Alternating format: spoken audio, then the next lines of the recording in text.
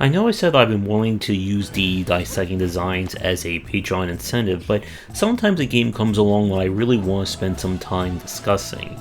And for this video, it may be surprising that we're going to be talking about Balan Wonderworld, and how this game just did not live up to expectations. And I know some of you may be thinking, why am I picking a game that is universally reviewed as being poor to spend a dissecting design on? And part of that is, again, the fact that it's important to examine games that didn't work, because these are the titles where you can see the pain points and the faults in the design and can learn from them more than just everybody reviewing Mario or Doom or whatever. So let's get into it with Balan Wonderworld. This is the game from Yuji Naka, the creator, or one of the creators of Sonic and in Major Force at Sonic Team for a very long time. He was also the developer of Nights into the Dreams, which was a more fantastical, very unusual, not so much a platformer, but more just of an action flying game that was released for the Sega Saturn.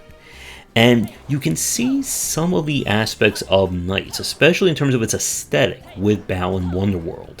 And there are some good aspects of Balan that I want to talk about first before we get into kind of the meatiness of the platforming issues. So, as I just said, the aesthetics of Balan Wonderworld are amazing. The game really looks like an animated cartoon come to life, especially with the cutscenes, and you can tell that some money and passion was put into them with the Eurovision style, I guess, end of chapter scenes where we have this like giant musical number. And even the main character has that kind of same like flowiness of the character Nights. The other aspect I want to touch on that may be surprising in terms of what Balan Wonderworld did right are the boss fights. And I know that's going to sound very weird, especially if you've watched footage or played the game yourself. Balan Wonderworld, as kind of like its MO or mission statement, has been trying to be going back to some of the older styles of 3D platforming and trying to reduce that down and make it more streamlined. And a lot of action-adventure games during the 90s and even in the early thousands made use of fixed patterns or quote-unquote puzzle fights for their bosses, where you can only hurt the boss during specific points. So you're not really fighting them, you're just trying to figure out, okay, wait for him to do X, then hit him, go to the next pattern, rinse and repeat. So what Balan Wonderworld did was take this to the logical conclusion and say, yes, these bosses are puzzles. Figure them out. So every boss in the game has 3 ways of being hurt. Part of them are based on what pattern they're on in their cycle. Part of it could be what costume the player is using. And it's your job to figure out all 3, with each one rewarding the player with one of Balan's MacGuffin trophies. And while I'm not a fan of puzzle fights, compared to some of the more random patterns that we see lately, I think this is a really solid idea that I'm surprised no one else has really came up with in terms of making the puzzle fights feel a little bit more non-linear. Maybe the closest example would be something like Epic Mickey, where every boss had the good way of beating them and the evil way. And you had to figure out which way to do, and then perform that in order to move the story along. So, with that said, let's talk about the bad, which unfortunately is going to make up the bulk of this video.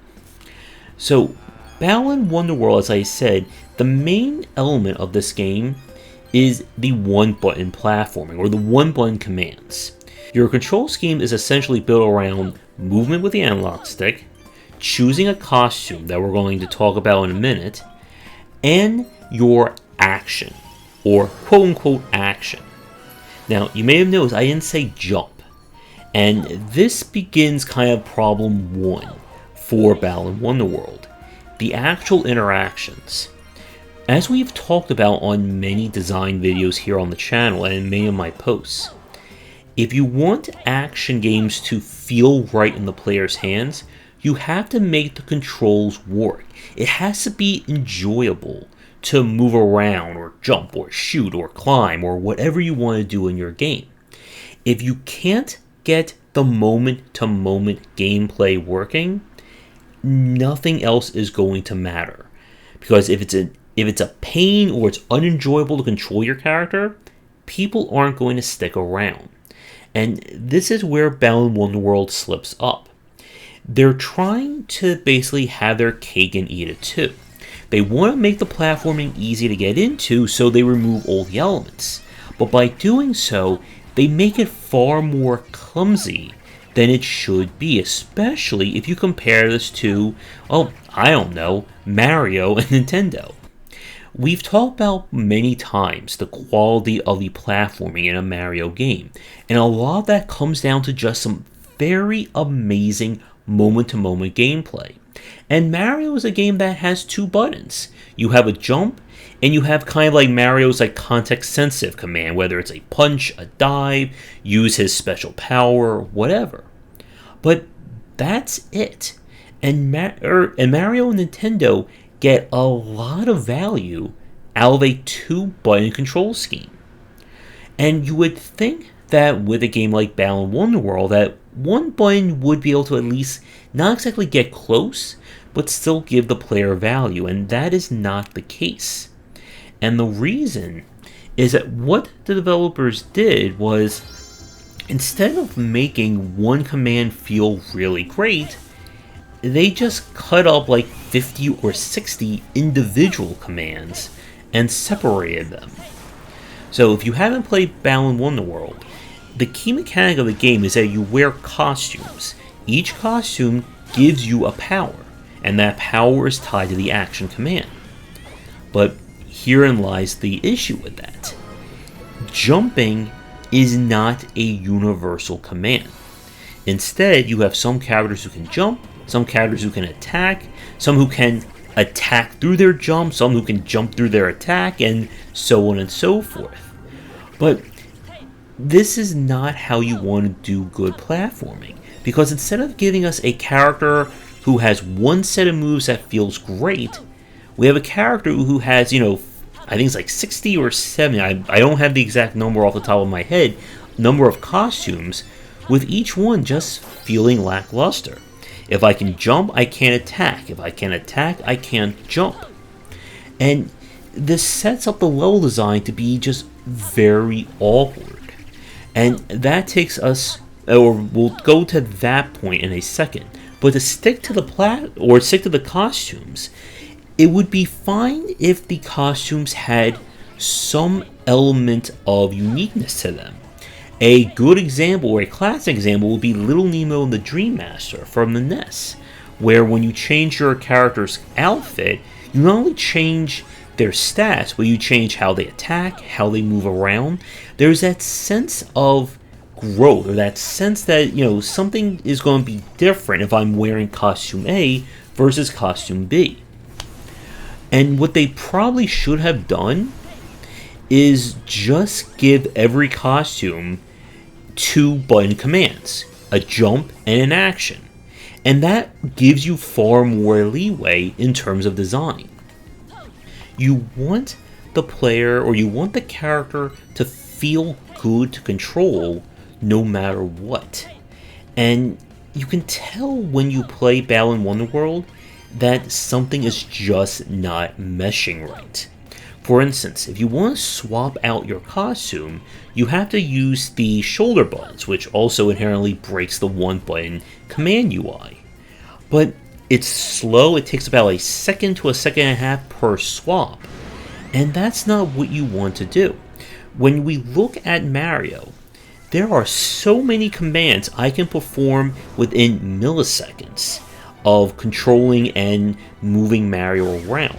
You don't want things to stop, because when the player stops controlling their character, it's just not enjoyable to play. And again, this gets at where I think this issue comes in, that they're trying to delineate this down into all these individual commands to try and make the game feel streamlined or aimed at kids. But we have games that are aimed at kids. We have Mario platformers. They're, rated E for everyone. And I'm sure there are plenty of kids out there who have been in a Mario game and found it enjoyable. And you want, again, that feeling of fun. You want that sense that the character is enjoyable to control.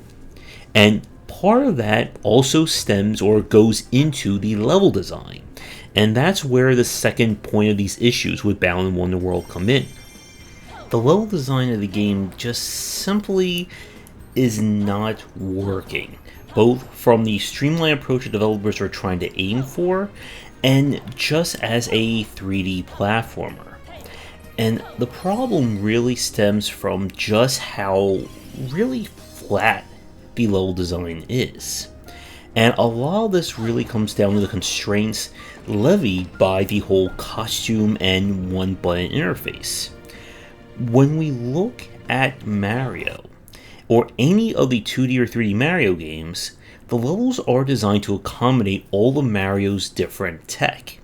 This became really big with the 3D Mario games, where based on the skill level of the player, you can have vastly different paths through based on what tech you use. And anyone who's watched a speedrunner do like a glitchless run of a 3D Mario game can see just all the ways that you can kind of intentionally break the game by knowing how to make use of Mario's abilities. With Balan, each world is designed around very simple level design. Each one of the worlds has 2 or 3 unique costumes, which in turn dictate kind of the platforming or the obstacles. For instance, in the water world, you can swim through these various cubes. So you have one character who can actually jump out of the cube. But the problem is that this is so reductive in terms of level design that it keeps you from really being able to do anything else within that space. And to add insult to injury, kind of literally, if you take any damage in a level, you lose the copy of the costume that you're using. So if, let's say, you're bringing a costume from another world into this world to try and get one of the trophies, and you take a hit or you mess up, well, guess what? You're going to have to leave the world, go to the other world, pick up that costume, and then come back to this one in order to then be able to get back to where you were. And it's such a unusual system for this kind of game, because we really don't see like a pushment of this kind, especially in a game that, from all intents and purposes, seems like it was clearly aimed for a younger audience. And you can see this with the kind of sub-game or mini-game where you get these little collectible characters. They look kind of like the Chibis or the Chow from Sonic Adventure, and they can all populate and have fun in the opening hub. But none of that, again, has anything to do with making the core gameplay loop work. And this will probably be a shorter dissecting design than some of my other ones, simply because a lot of what we're going to talk about is focusing on the negative design, and that's basically like half of what these videos tend to be. But when I look at Balan Wonderworld, on paper, this sounds like a game that how could it not succeed?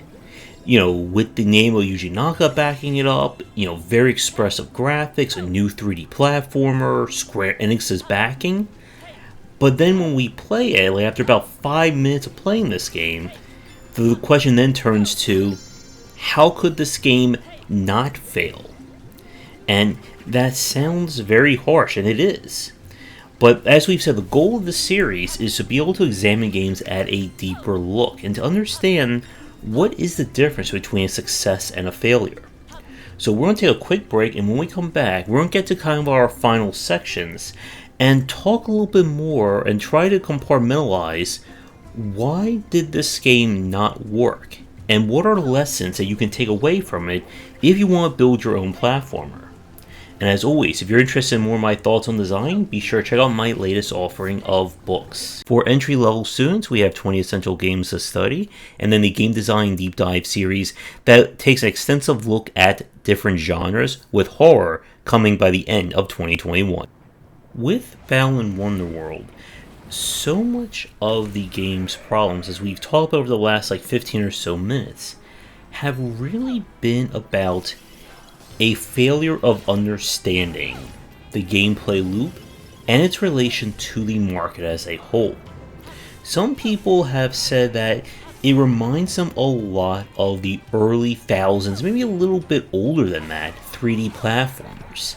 The era of games like Banjo-Kazooie, Kia Dark Lineage, Ratchet & Clank, Jak and Daxter, even Billy Hatcher and the Giant Egg, which was developed by Yuji Naka. And while some of these games did do really well, like Banjo and Kazooie, the sword of Damocles that was hanging over the 3D platformer genre came from Nintendo. When Nintendo released a new Mario game, everybody just stopped because they were that good, and nobody to this day, I think, has managed to make a 3D platformer on par or better than what we see out of Nintendo. And a lot of that really comes down to Nintendo's designers fully understanding what the 3D core gameplay loop looks like for platformers, and making sure that at the most basic level, people enjoy controlling Mario. We've talked about how they set up test beds that are just about Mario moving around and jumping without anything else, and making sure that feels enjoyable to play. Even when I watched a GDC talk about Doom 2016, and it did very much the same thing. Set up very basic environments, just like standy dummies for enemies, and they wanted to see how it felt to move and jump around in that space. And as we've said, if your core gameplay loop does not work, everything else in your game is going to fail, no matter what. And with Balan Wonderworld here, we can see that very much from almost 20 seconds into the game when we started to play this on stream, that it was just not feeling right to control and getting your first costume. And again, it seemed like their mission statement was to design a game meant for younger audiences. And there's nothing wrong with that, but you also have to read the market, because there is the perfect game for younger audiences and children wanting to play platformers, and that's Mario. And Mario's level design is fantastic, and maybe it could be the topic of a future Dissecting design, but the short version of it is that the levels in a Mario game are always designed around multiple paths based on the player's skill level. As I said earlier, when it comes to speedruns, that the amount of tech that you can make use of at any one time is staggering, and no other 3D platformer, I think maybe with exception to the possible Demon's Turf that's coming out, gives the player this amount of moveset and then lets them play around and figure out what's the best way to do things. With Balan, it's basically somebody taking away all your toys and then saying, okay, have fun with this top or this slinky. And we're going to break that slinky into 80 individual pieces for each costume. And the whole costume system, again, it's such a very weird way of trying to delineate down or streamline all the various powers and moves of a 3D platformer. There really is no gameplay or mechanic reason not to let the players be able to jump. And again, I know that they want to keep things one button, but the one button has to, as we've said, always feel good to use.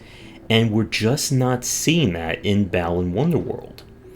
And you need to be aware, again, that regardless of what the age range that you're designing for, that people still expect a really great experience. Again, this is why Nintendo is still kind of, king of the hill when it comes to this genre. And when we look at some of the other 3D platformers, or some of the more modern day ones that were released over like the last 3 years, stuff like Ukulele, A Hat in Time, and I think there are a few other ones I'm forgetting, that even them being designed, years after many of Nintendo's big hits, or even several years after Super Mario Odyssey, they still don't really capture the audiences the same way as the Mario games. And yes, we can argue, of course, that could be, Nintendo being Nintendo. But when you get your hands on a Mario platformer, and then you go and try and play any other 3D platformer, you can just feel the difference in terms of the quality and the refinement of that design.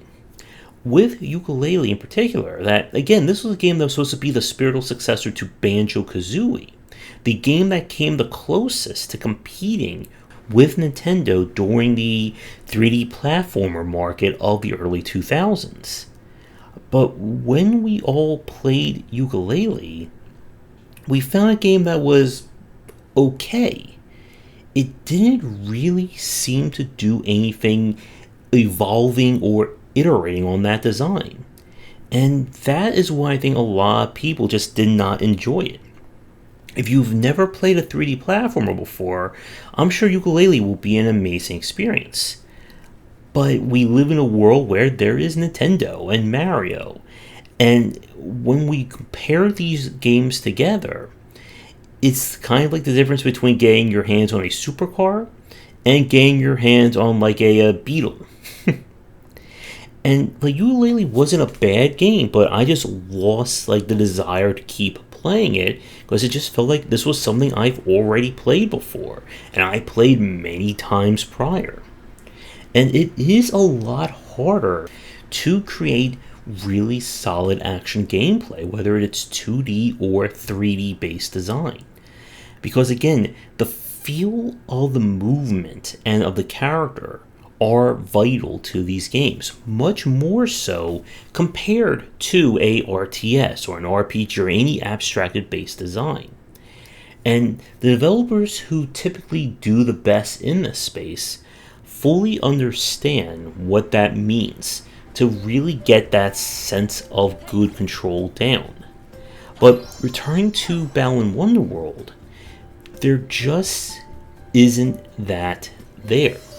As I said at the start, I found the boss fights to be the best part of this game, but that really wasn't saying much. And I just did not have the desire to replay these levels, no matter, how many MacGuffins that were left or how many Eurovision-style cutscenes there were. And again, you can tell that Balan Wonderworld had passion and money put into it. There's a lot of creativity with the cutscenes and those animated like musical numbers. But so many people are never going to see that because they got frustrated or they played the game for like 1 minute and then they just stopped. One thing that we didn't see in the game that I heard is in it is that there's a costume that when you put it on, it randomly turns your character into a box that then stops you from doing anything. And again, this would be something that I would never see in a 3D Mario title. Spending time, money, and energy on anti-fun or, an anti-platformer mechanic. It would be like dedicating a year of development in a first-person shooter to a gun that just shoots yourself and then you die anytime you use it. And again, while I'm joking here, it's very hard to do 3D platformers, especially at the level quality that people have seen and come to expect from Mario. And with Balan, it just is one of those games that you can play this for a few minutes, you're going to hate it, but you may not understand why you hate it, especially if you're a fan of other 3D platformers. But I hope this has helped you. So to begin to wrap things up, Balan Wonderworld is a game that is kind of a culprit of its own design. That the developer's adherence to trying to make a game for a younger audience kind of removed any sense of playability. And again, if your game is aimed for kids, it's not fair to ding it, for, 30-something masochistic players who want to master and, speedrun through it. But if you can't even hold the attention of a younger audience, or if your game is just not enjoyable for them, then you've still failed. And the lessons that we talk about in a lot of the design videos and design casts here, they can apply to multiple genres and multiple age groups. Playability and UI UX design, that's universal. And again, this is why we see Nintendo continues to be kind of the top dog when it comes to their platformers. Because they are the perfect examples of depth, approachability, and solid UI UX design. I would love to know the completion ratings of one of the 3D Mario games, but unfortunately, without being able to talk to Nintendo, we may never know that. But with Balan Wonderworld, we can certainly check that out. And when I look on the Steam achievements page for the game, first off, 85.6% of the player base got the first statue, or the first MacGuffin. That is about 4 minutes of gameplay, and they already lost 15% of the player base. And I think, again, a lot of that can stem from the playability and just the general UI UX issues. Then we go down further, and 71% of the player base actually beat the first chapter. So that is a 29% churn rate, and we could argue that's maybe 10-12 minutes of gameplay that they already lost 29%. And then they go down to 50% to complete chapter 2. So we can argue that in about 30 minutes of playing this game, half the player base on Steam stopped playing it. And then if we go all the way down, the beating the game achievement, which I believe is Balance Restored, sits at 17%. And while there have been other games that have had low clear rates like this, I don't think I've seen a game, at least very recently, from a major name that lost 50% of its player base within 30 minutes of playing this game. And yes, that is very bad in terms of achievement rates and churn rates. I think Dark Souls retained its player base more than that. And as we all know, Dark Souls is the perfectly approachable game. But with everything said, you can see just how much issues with your core gameplay loop, your UI UX, those issues will sink a game so fast. And a lot of that easily then branches out to all other aspects of your game. Controlling one costume is a pain. But what happens when I have, 15, 20 costumes I have to mess around with? And the UI for that was even more confusing. And again, every time I swap, I have to wait a good second or two for the costume to actually do that. And all of this stuff just is anti-3D platforming. And that's not what you want in a game that's built around 3D platforming. And we've seen 3D platformers that may not be on the most complicated side, but still aimed at a younger audience, rarely succeed. All the Lego cross-platforming or cross-platforming platformers have done really well. Part of it is brand recognition, and part of it is designing a game that it is aimed, first and foremost at younger audiences and, non-hardcore gamer fans. And they work within that niche.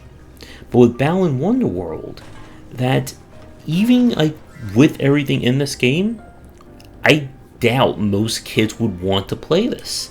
And I think a lot of them will just say, give me Mario, give me Zelda, give me something else. And like we've said, when we see these issues, they become systemic. And no amount of crazy dance moves and musical numbers are going to save that game. So, with that said, thank you so much for watching this dissecting design. Again, the dissecting designs I'm trying to make them more Patreon incentives, and we can hit our monthly goal that I'll do one a month. But when a game like this comes along that I really want to spend some time talking about, I may make an exception.